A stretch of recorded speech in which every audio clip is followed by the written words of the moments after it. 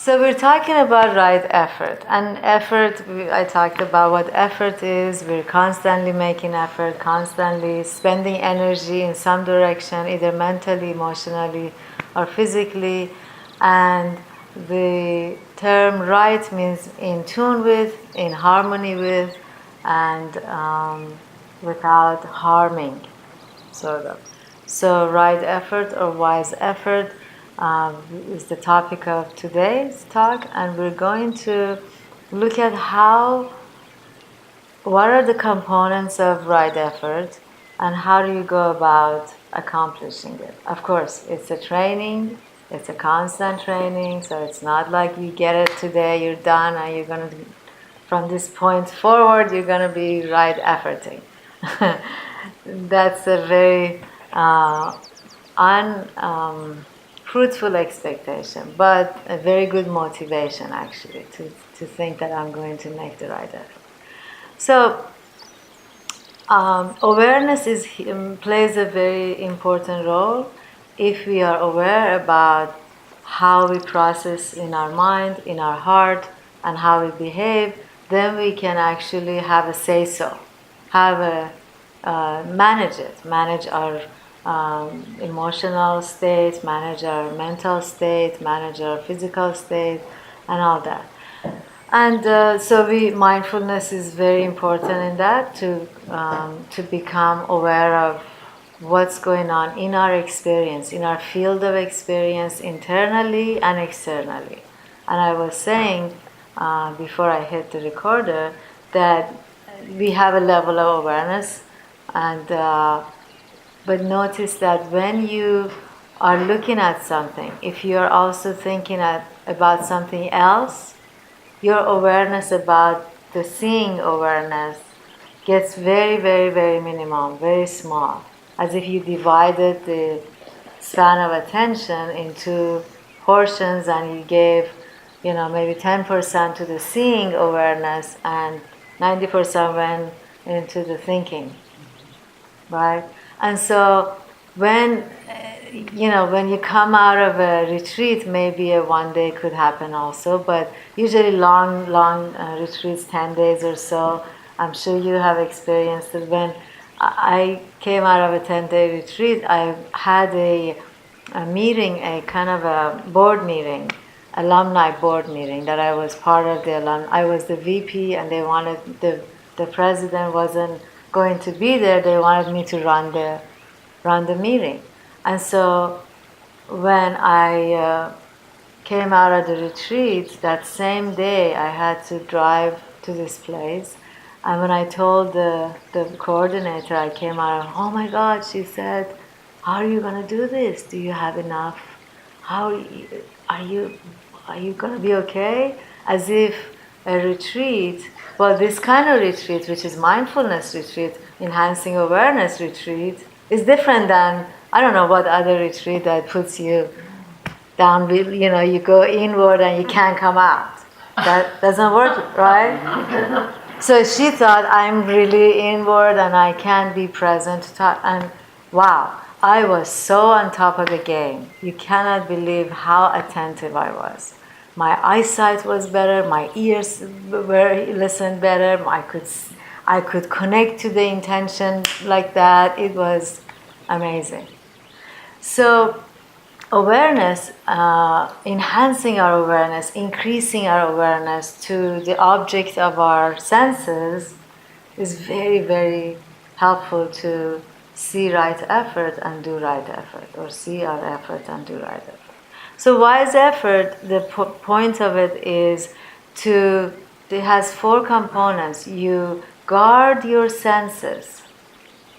You protect your senses against unwholesome, the way it's been translated, unwholesome states of mind.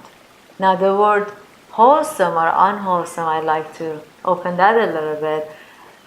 It's not just ethical, unethical, it's not just pure, but it has a purpose. Wholesome states of mind or behavior or thoughts, it's about not harming.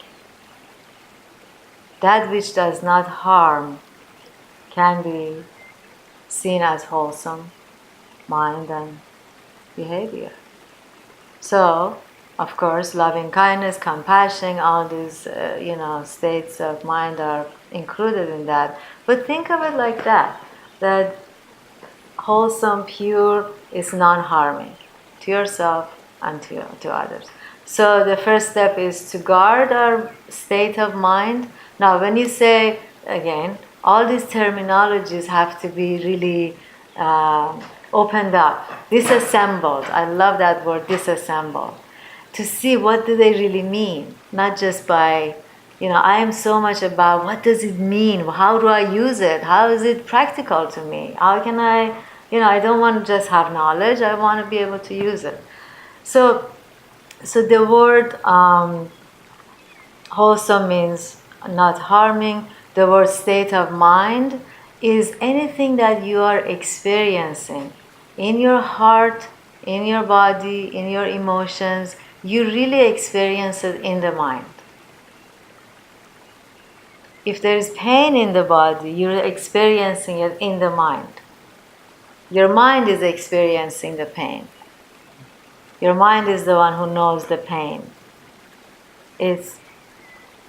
And if there is a feeling, sadness, whatever emotions, also the mind is experiencing it. So the first step is to guard or protect your mind from unwholesome states. And I will get into how that relates to pain, let's say, in the body. The second is to cultivate or generate wholesome states of mind. The second is to abandon the unwholesome. First is to prevent, guard from things that may be coming right now, originating right now. The second is to abandon the ones that are there, already there, as they come up, as they show up. The third is, like I said during that meditation, the third is cultivate new states of wholesome states, and the fourth is to maintain it. So it's about negative, positive. Prevent negative, clean up negative, create positive, maintain positive. In summary, okay? So what are negative? Negatives are those obstacles that come into our life, into our meditation. They show up in also in our life.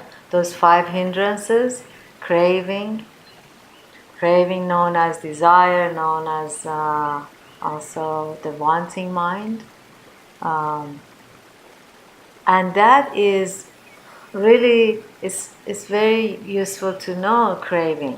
You can't just don't allow it to start if you don't see it. If you don't know what it looks like, what it feels like, because we know craving in very small number of ways. Eating is very, food is very common for us to know. I'm craving this, I'm craving that. When I was pregnant, oh man, don't come close to me because I craved zucchini and there was no zucchini at the time where the season was out. So I knew why they got me zucchini, and boy, I did not want to share that zucchini with nobody.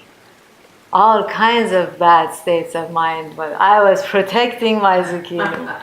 So, craving from food or so, or sensual desire, or these are more tangible to us.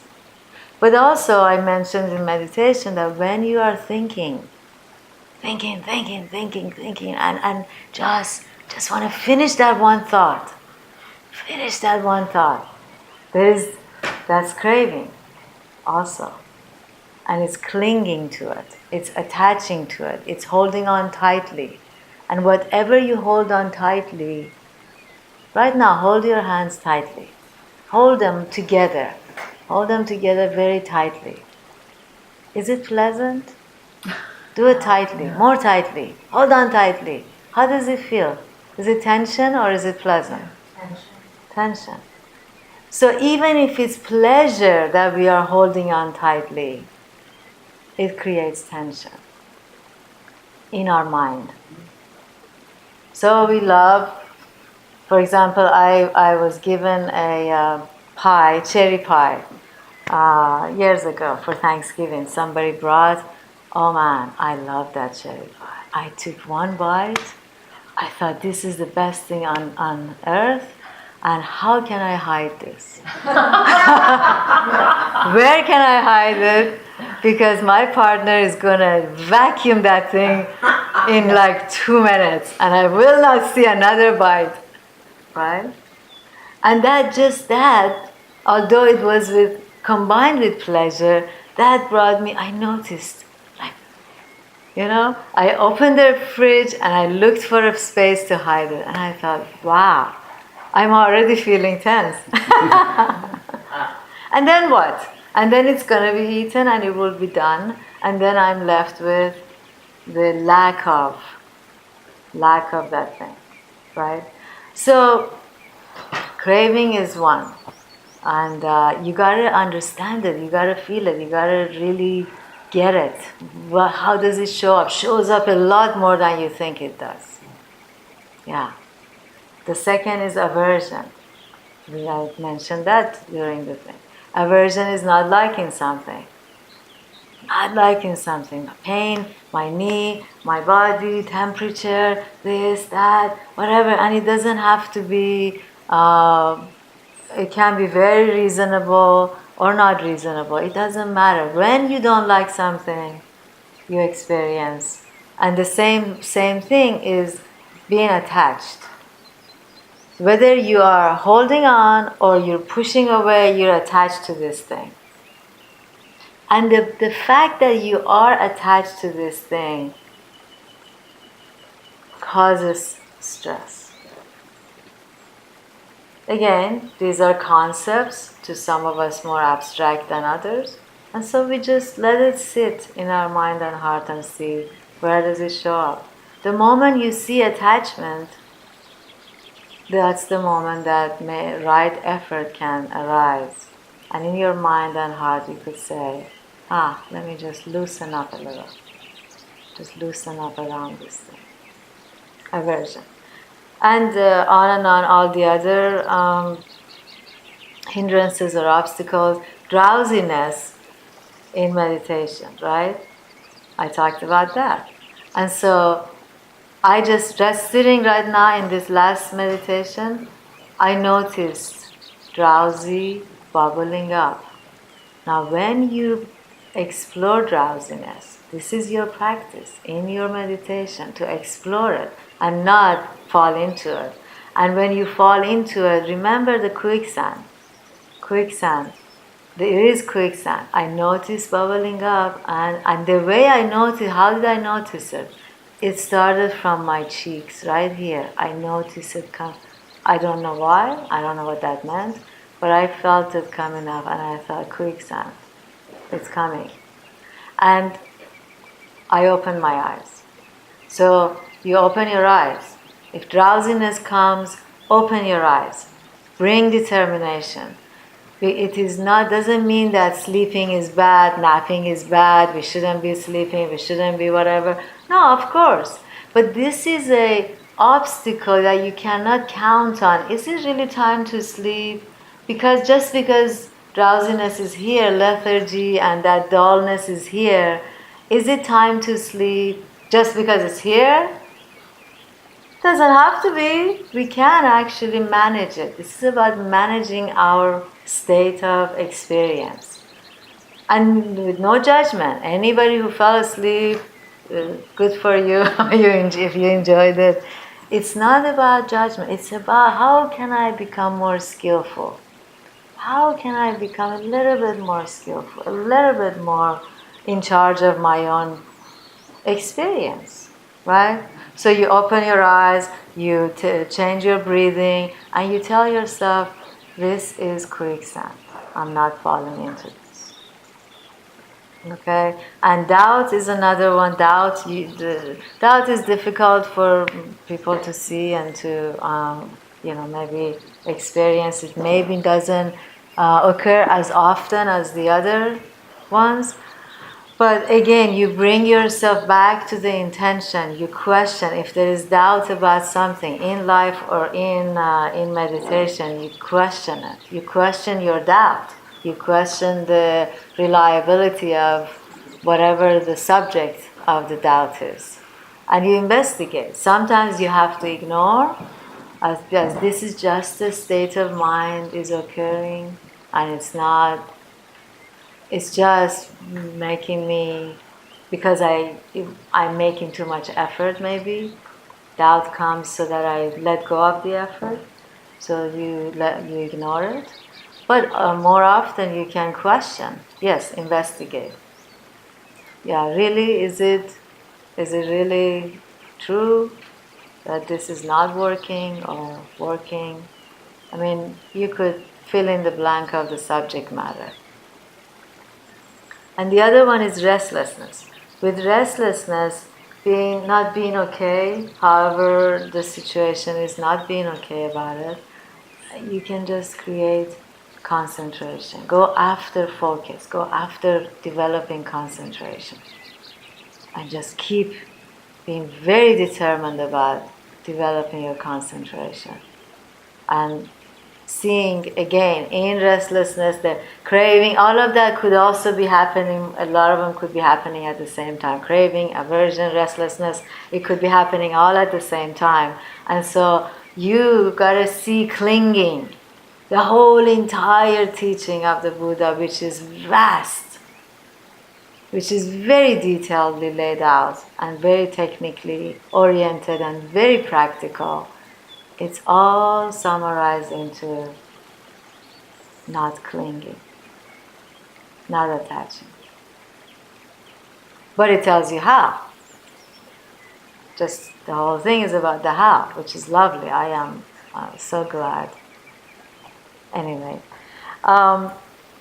so that's about preventing and overcoming these states of unwholesome states of mind. Because when there is craving, when there is aversion, when there is all of that clinging, wholesomeness or kindness or compassion or joy or equanimity, which I know that's a question for you, cannot be. They don't exist together. When we're engaging in these other obstacles that show up in meditation, they also are part of our life. We cannot be at peace. We cannot have joy. We can't enjoy real joy. We may enjoy the pleasure of the pie, but it's like taking momentary pleasure and giving up the much, much more lasting, reliable joy and well-being. Every time we give in to momentary pleasures of this moment, we have to see, what is it costing me? Is it costing me giving up my peace, serenity, and all that? Okay? And then cultivating states of mind that are in harmony, that are in tune with how things work, and that are really beneficial to ourselves and to all. One of those states is equanimity. Equanimity by itself is a state of being stable.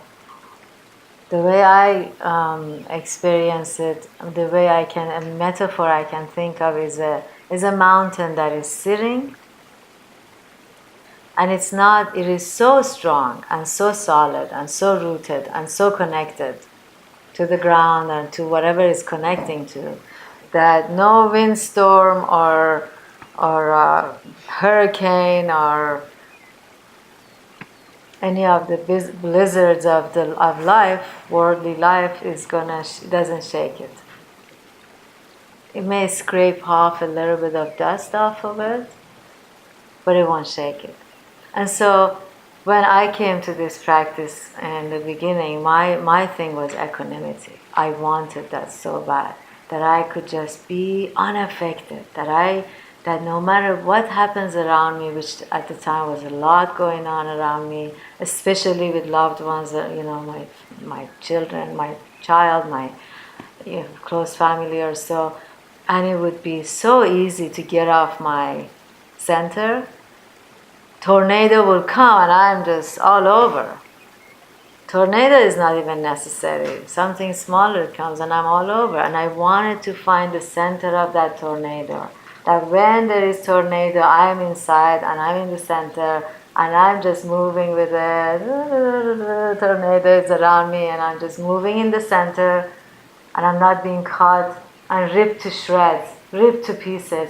Anybody said, Manijeh, you're a bad woman, bad girl, whatever, I'm just, my goodness, no, believe me, I'm not, My son was under influence. He would say, you're a bad mother, you've been a bad mother, and oh my God, that would just kill me and just like a butcher with a knife, cut me to pieces. Not knowing that he doesn't know what he's talking about. He has no clue what he's saying. Right now he doesn't. Maybe later he'll see. But to me, you could see all of us. It could happen to any of us. So, and also it doesn't have to be real. It doesn't have to really happen where your kid says that thing. You could even think about it and tornado generates inside you, right? You could even think we have some kind of a regret from way, way, way past and keep coming up. And that regret, that thing we did or did not, didn't take care of or whatever, can create hurricanes, tornadoes, and a butcher standing there with a really sharp knife cutting us to pieces. So equanimity is having a center within yourself where no matter what's happening in the mind or outside of the mind, you are okay. You are in that place of security and knowing that it is really okay.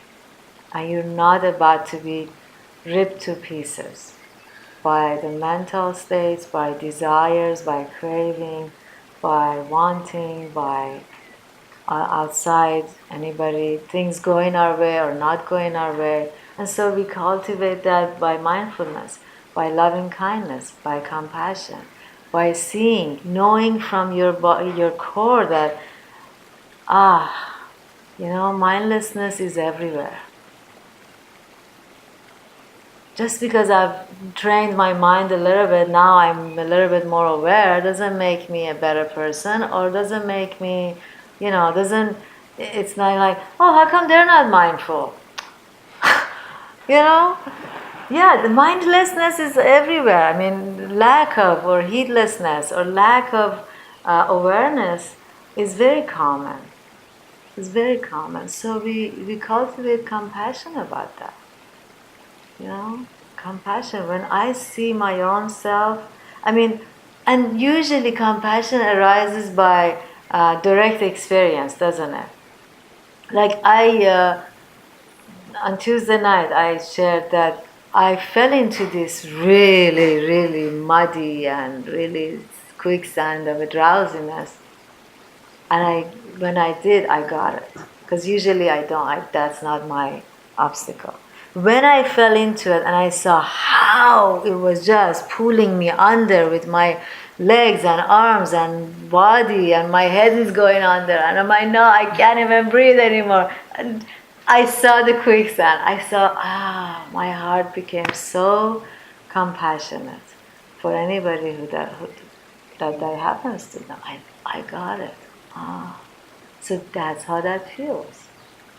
So now I have a different kind of perspective about talking about it. Before I would tell the antidotes, but now I say it from knowing what did I do to not fall into it this time. I used the antidotes that I had been giving. And it worked. And so usually compassion arises from your own experience of suffering, and then you see how others suffer. But just knowing that we all suffer, the worst of us and the best of us, we all suffer. And so for that not to be okay with us, for us not to stand for that, not to be okay that others suffer. And whatever we can do within our wise effort to make experience a little bit easier, a little bit easier. The worst of the people, the meanest of the people, or whatever, if you show them a little bit kindness and compassion, it can penetrate. When you acknowledge them, acknowledge their pain, acknowledge their suffering, it can make unbelievable effect of calming them, or it can make a little bit of effect. And if it doesn't do it right there, it would do it later. They will see that they have been seen. So it ranges, this wise effort ranges from our, it ranges from our just thoughts. What thought comes up? Do you want to engage in this thought? You got to see it. We have enough experience. We've been around, we've been there, we've done that. We've followed these thoughts around all the time. For God's sake. Now it's time to look at them. Do I want to follow this thought? Where does it lead? It's going to put me in dungeon. I don't want to go there. So before you fall into the dungeon, just resort to your experience. Resort to what you have seen before, what you experienced before. You know where these things lead. Any of them. And so softening and letting go with your grip, softening and generating wholesome goodness. Also, we have a lot of experience of wholesome thoughts and states of mind. Joy and happiness. When somebody that was close to us got a promotion, or my son graduated, we experienced joy. My son is getting married in September.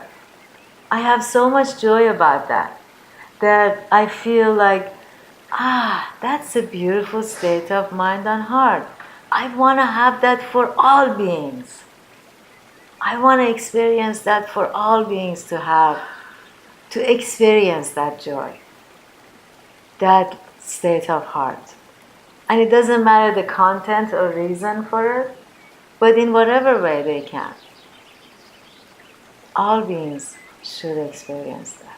And so we keep cultivating these things that we have, these states of beautiful states we have experienced before. We bring them to our heart and we wish them for another. Right now, my daughter-in-law to be, she's my daughter. I am so in joy and happiness for having her. She is wonderful, even if she wasn't wonderful. I feel like this is the best time of her life. This girl, this being, this woman, this is the best time of her life. The most beautiful time for her. Up to now, perhaps. And then she'll have children, and then that would be different. I wrote to my son, and yesterday was my son's birthday, so I wish them so many children. I said, I wish you have so many children. Because the joy that you brought me, the joy of motherhood, I wish for you to experience. Now, we may not have experienced that in reality. That is not the same thing for all of us, or whatever. We can let go of those states and cultivate these other soothing, calming, soft, energetic, happy states in our heart and mind. And just really spread them. May you all experience joy, rapture, happiness in your heart. And may anybody who comes across you feel it and experience the same. So, I offer that to you as a reflection. Take what is useful and you can relate to and leave the rest. Okay. Thank you. But I'd like to, do we have time? Did I take up all the time? We have, according to time, we have 6 minutes. But it doesn't matter. If you have any comments or questions, I'd like to open it up and see if you have any.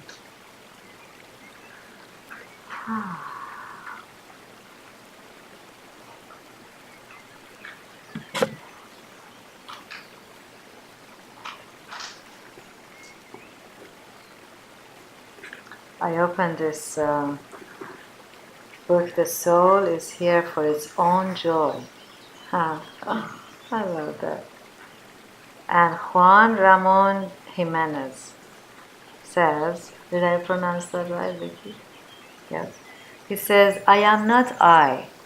I am not I. I am this one, walking beside me, whom I do not see, whom at times I manage to visit, and whom at other times I forget.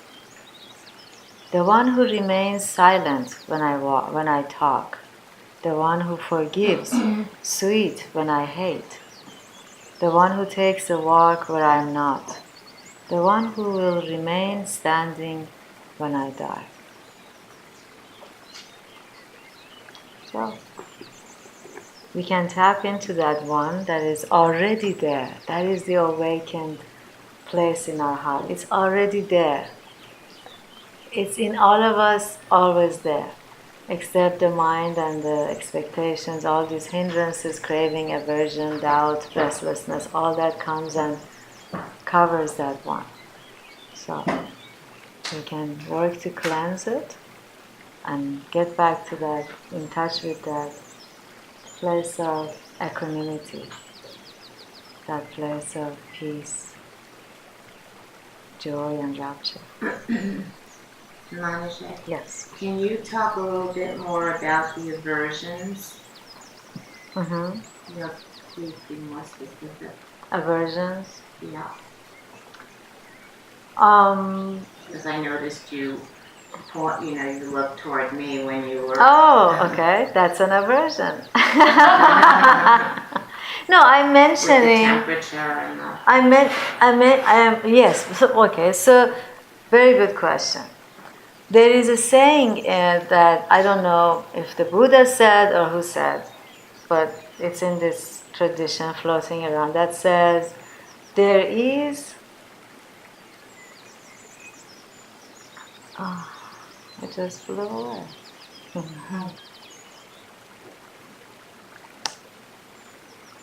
Suffering. Okay, this is it, right? Suffering is optional.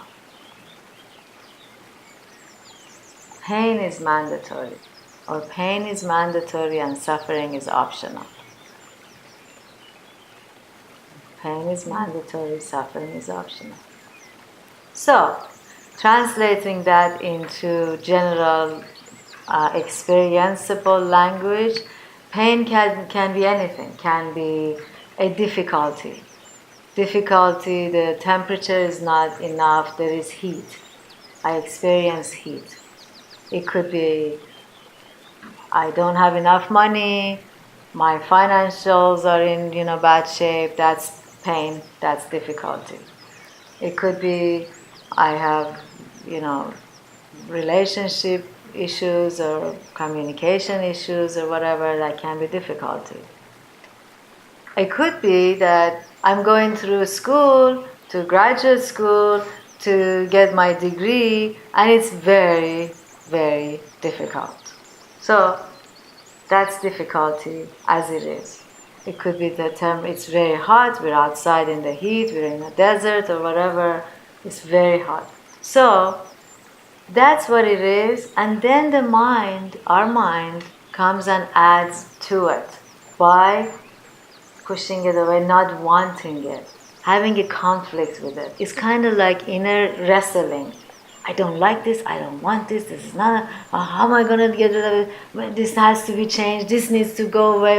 When it goes away, I'm okay. When it resolves, I'm okay. When I get to the end of it, I'm okay. When, I hear people say, when the temperature is better, when. So we, from internal experience, we add to the pain of it. We add to that difficulty. We add to that state that is already hard by aversion, by pushing it away, by not mentally not wanting it, hating it.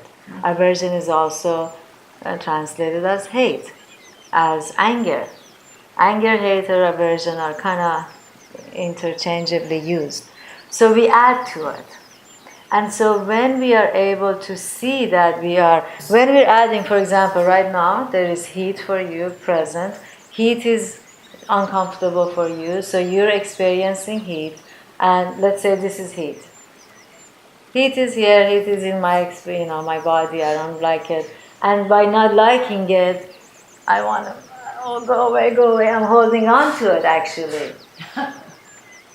Because I want it to go away, I'm holding on, I'm pushing it away, I'm holding on to it. I'm attached to it. So by being attached to this, I experience it even more difficult, even more so than it can be. Now, if from inner mind, if I just say, there is heat, let me see how hot, how bad is this, what is this? Let me go into my body. Right now, all of you, let's do this with whatever difficulty that might be. Close your eyes, go into that difficulty, whatever it is. Let me see, how hot is this? Let me experience it. Where is it in my body? Is it in my head? Is it in my heart, in my chest? Is it in my legs? Maybe you can scan the temperature of your body, Mona, from your toe up and see, are my toes hot? No. Are my feet, the rest of my feet hot? No. The heels? The ankles? Yes. Okay. So go into the ankles. How does it sense? What is the sensation there? Respiration. Respiration. Is there any tingling? Is there any pressure? Is there any sharp sensation? Is it burning? Is it Sticky. sticky? And then I look at that stickiness. How does that feel? Do I have an opinion about that? Is my mind uncomfortable? Does my mind not like that experience? Yes. Okay. It does. So, there is where your practice. Can I loosen around not liking it? Can I for a moment just say, stickiness. Take a breath.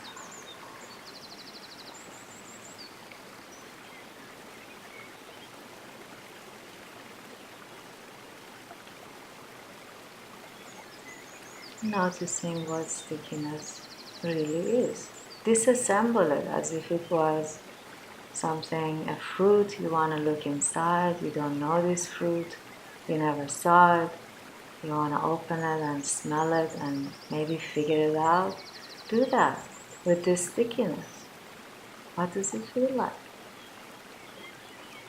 There is connection between my pants and my skin. Go into the skin. Be curious right now. You let go of not liking it and become curious about it. And this applies to all of your difficulties. When you're contemplating on your difficulties, could be physical pain, Could be mental pain, could be relationship pain. You become curious. Let go of not wanting it for a moment. There's touch between my pants and my skin. There's a little bit of moisture maybe. So each one of these elements, moisture by itself, from 1 to 10, how bad is it?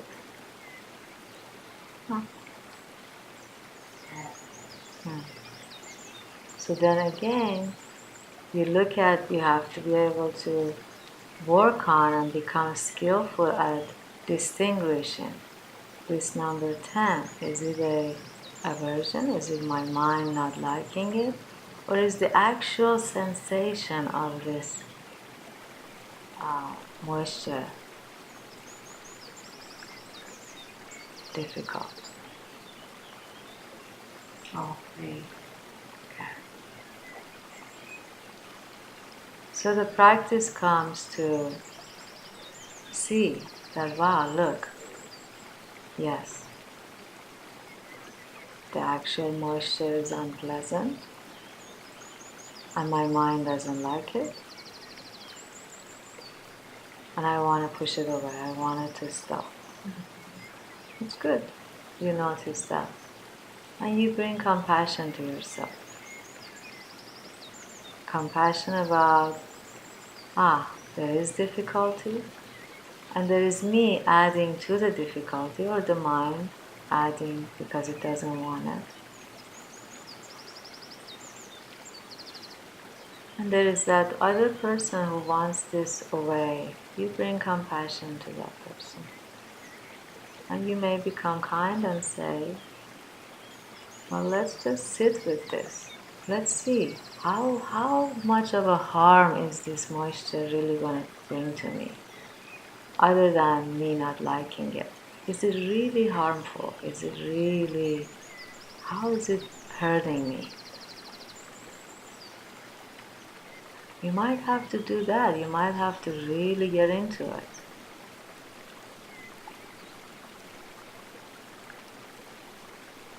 And then, in between that, bringing your attention to your breath. Take one breath in, let it out. I do that.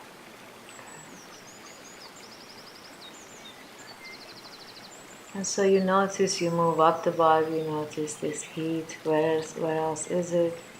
Is it in the thighs? How bad is it? And you notice, you go into that heat. How does it really feel like? Disassemble it. Want to get to know it. Right now when I'm saying this, you might be still in your thinking mind. I want you to sink down below from the thinking mind. Do you see the process? This is a process of contemplation, of investigation. You sink down and you don't try to figure out with the mind and really explore it. And if you can reduce some of the pain, some of the stress from cleansing the mind, you do that. And then what's left, you could say, oh, you know what can I do? Maybe I can get up and go wash my face. Put some water on my neck, on my body. Maybe I can go sit closer to different, you know what I mean? Just sitting and suffering, and I hope I love you, you know that. I'm using this for all of us to teach, as a point of teaching. Whatever is here right now is the best teacher for us. It's just so awesome so that we don't have to go looking for things to make up and kind of use them. Or read the book and just, okay, I like that, it makes sense, but how do I really work in? So this is an excellent example. So we investigate what is the actual difficulty, how much am I adding to it, can I cleanse what I'm adding to it, and what's left is the difficulty, what do I do? Oh, I still have to study. No matter how much I cleanse my mind about how much I don't like to study for this test, I still have to study. So if I cleanse the mind, I at least don't experience it with tension, right? I go and study, do what I have to do. Or I go and, drink some cold water, go sit by the thing, or, wash my face. Different, you know what I mean? Then you have an appropriate response to the difficulty as opposed to getting caught up in the dilemma of it. Because the dilemma, a lot of times, holds us stuck. We don't take care of, we get stuck. When you were leading her through it, I looked at her face, and your face changed. It got softer, and you looked so pretty as you were following what she was saying. Yeah, I sensed it too. Yeah. So, and again, repetition. You have to keep practicing. You can't expect yourself to be able to do these really, delicate and intricate kind of skills if you haven't built them, if you haven't cultivated them. But once you do, oh my God, life is so much more meaningful and pleasant, and there is so much more life as opposed to dilemma about life or delusion about life. Well, part of fibromyalgia, just so you know, is being very sensitive to one's environment. Yes. Hot, cold, light, sensitivity.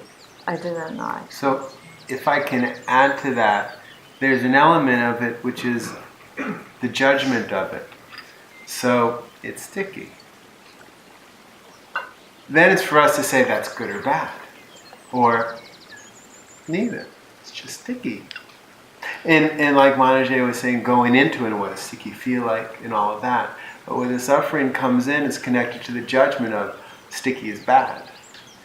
It's bright out, so it's bad. And I have family members with fibromyalgia and friends, so I'm not personally familiar, but I'm familiar with it. There's different degrees of it also. Absolutely, and it comes from different autoimmune diseases as well, and there are a lot of issues that come with, there are lots of different types of it because no one knows really what it is. Right. It's kind of a name they give things. If they can't figure out what it is, they've come up with a new thing called fibromyalgia, which means a lot of different things, right? The doctors don't really know what it is, so they call it this. But there are doctors that do. There are definite, my rheumatologist is an expert in the field.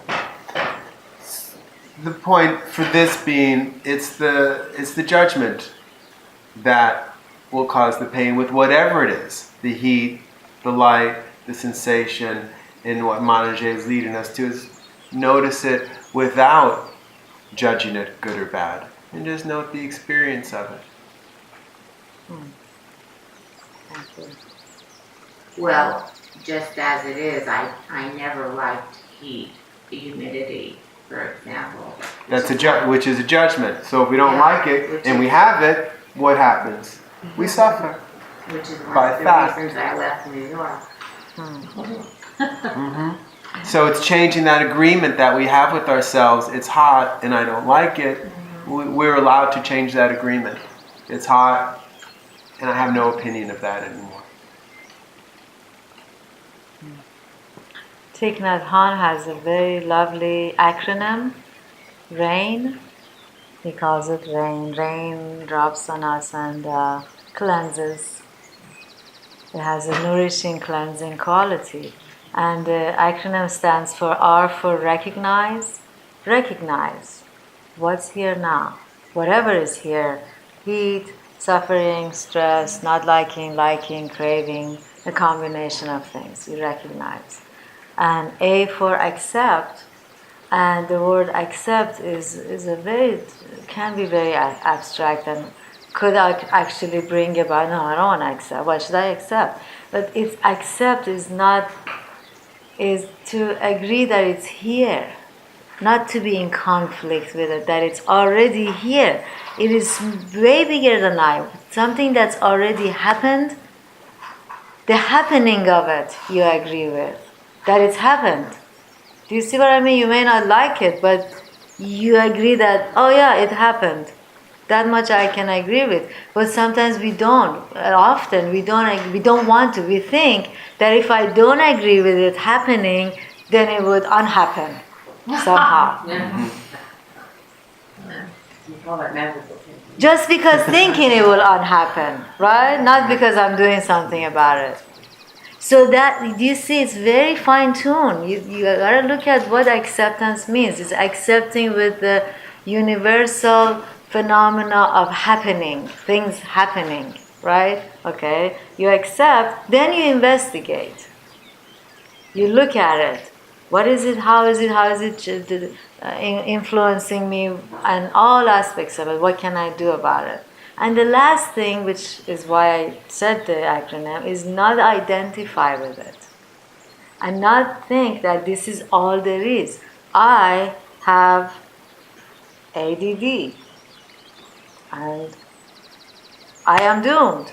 Whatever, I am doomed. I have ADD. I have dyslexia. I'm Persian. I speak Farsi too. And so when you identify with these happenings that were not your choice or even your choice or whatever, you are minimizing, making your experience very small and focused to that thing and disregarding this limitless, unlimited possibility of being the way we actually are and can be.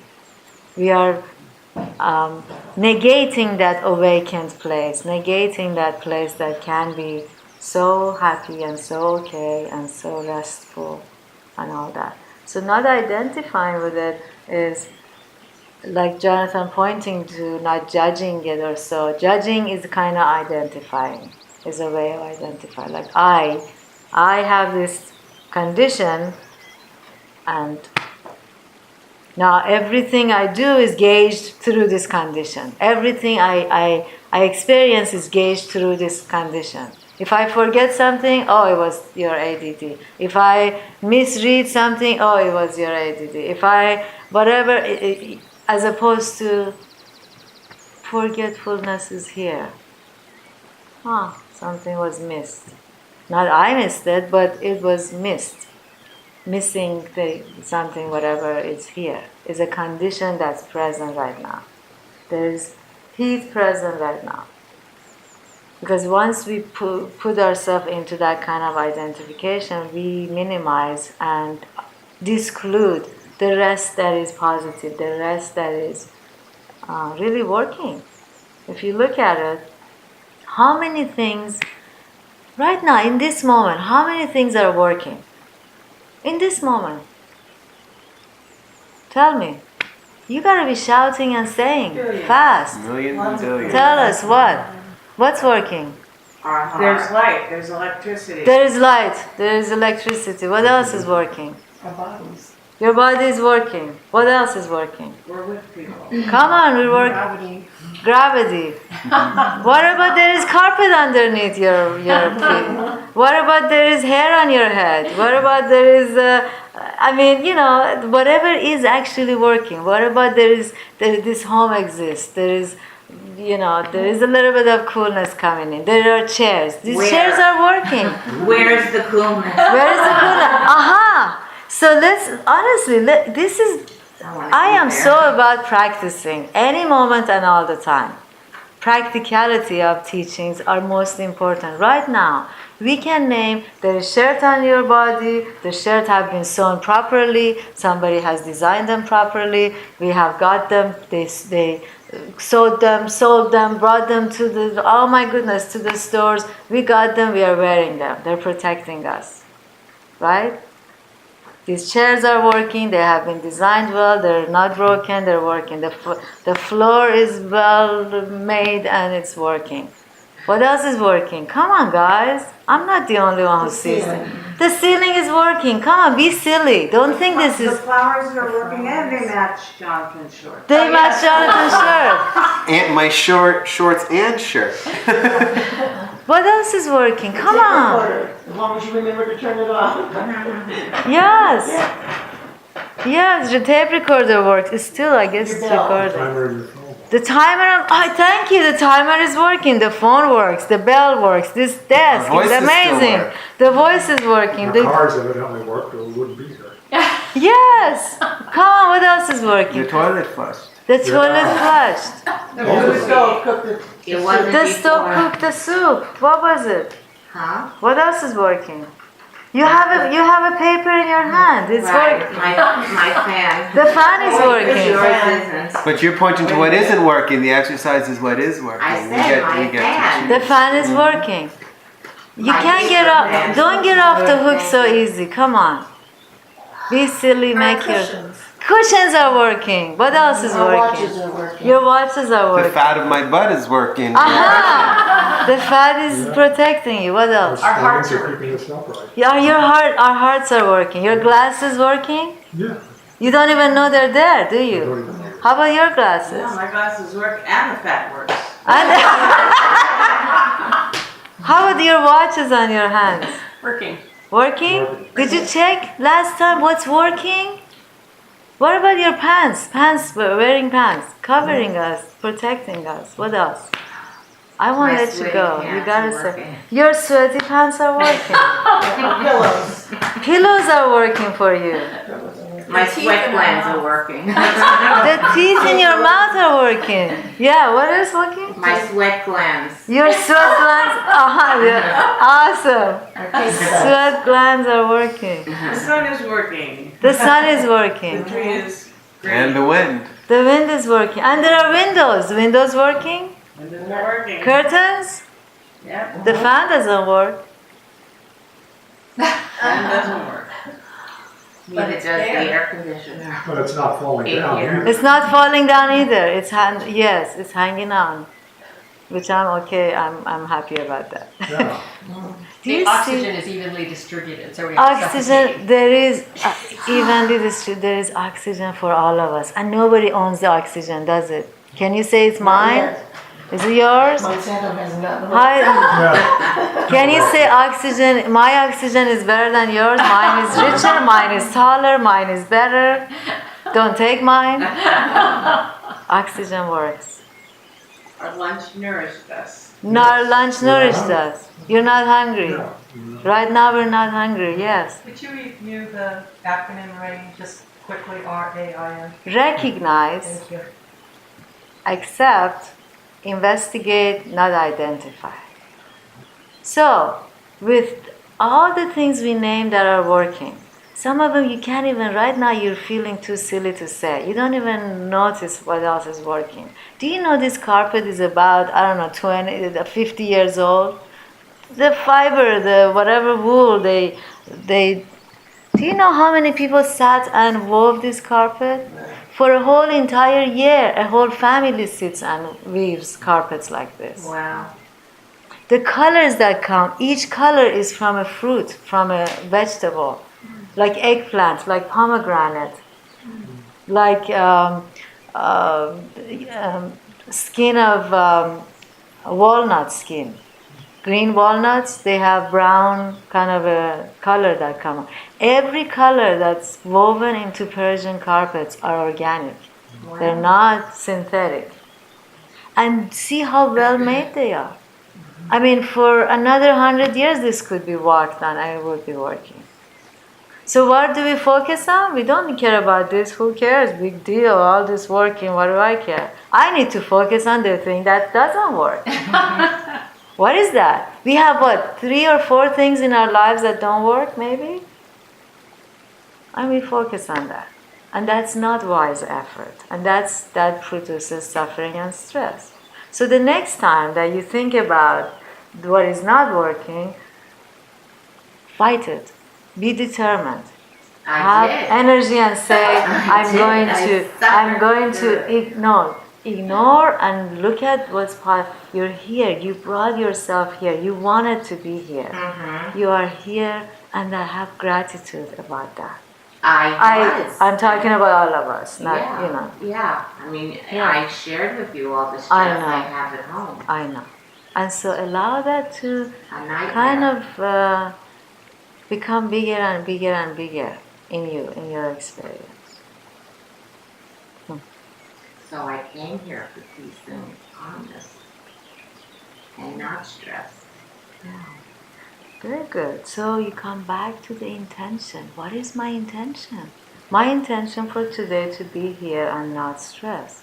And so if something is not going my way, and this is about not today, this thing, this is about all. If something is not going my way, that's all there is to it. It's not going my way. The problem is that it's not going my way. It's going some other people's ways. It can't always go my way. How could it always go my way? Why not? Because it has to go other people's ways too. I am the owner of this house. That's my air conditioning. It has to go my way sometime. That I just put it on a temperature that I need to go. So because of that, it won't go your way. You know what I You didn't mean? care about me. That's how you love me. Exactly. Okay. Now the truth comes out. Do you see? Do you see what I mean? The Yeah. problem of suffering and stressing comes from things not going our way and us expecting them to, they must go our way. And it's not possible all the time. We can make them go our way by settling down, by relaxing, and accepting. What else is going my way? Can I see what's going my way actually? And may the blessings of all the effort we made today come to one person who insisted for us to have this retreat. May the benefit of this come to that person, good health, happiness, joy, and strength. And to all of us, and to the whole world beyond. Okay? So we spent our sitting time on this. I thought it was okay. Yeah. Fruitful. Yeah. So the lesson of all this is What is it? when you're uncomfortable, what are you supposed to do? Just think of what you do have and not let it bother you. Well, depends on the circumstance. So you have there are many resources, many tools. One tool is to consciously ignore, not deny.